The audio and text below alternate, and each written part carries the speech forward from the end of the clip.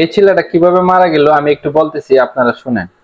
বৃষ্টিতে দেখুন সবাই লাফালাফি করতেছিল, সবাই বেশি উঠতেছিল, হ্যাঁ, কিন্তু এই ছেলেটা উঠতে পারে নাই, কারণ আর ওই দেখেন আমি বর্ণনা দিতেছি, লাফালাফি করতেছে, সবাই উপরে উঠে আসতেছে, কিন্তু ওই যে এখন এই ছেলেটা মারা গিয়েছে, ওই ছেলেটা লাফ দিবে, ওই যে ছেলেটা লাফ দিছে, ঠিক আছে।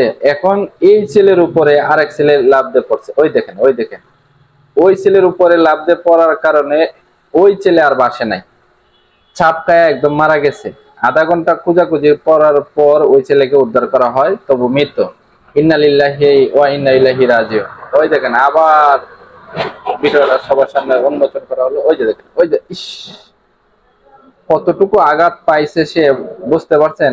পানির নিচে তো এর জন্য বোঝা যায় না। যারা বর্ষাকালে এরকম ভাবে লাফালাফি করেন বীজ থেকে, সবাইকে বলছি যে এরকম লাফালাফি করবেন না, তাহলে আপনার কপালেও করতে পারে এরকম দুর্ঘটনা। প্রত্যেক প্রাণীকে মৃত্যু গ্রহণ করতে হবে, তবে এরকম মৃত্যু মেনে নেওয়া যায় না। ওই দেন আরেক ছেলে বলতেছে যে এনো কুজ কুজ, আর খুঁজে পাওয়া যাচ্ছে না, এনো দেখেন।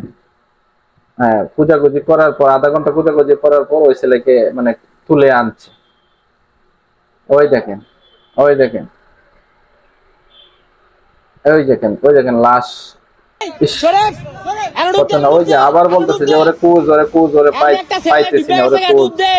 ও এখন বাসে নাই, পানির নিচ থেকে বাসে নাই, তখন সকল এলাকাবাসী ভিড় করে, তখন তাকে আসলে যারা বর্ষাকালে ঘোরাঘুরি করেন, আবারও বলছি আপনারা একটু সতর্কতা অবলম্বন করবেন, না হয় এরকম মৃত্যু আপনার কপালে হতে পারে।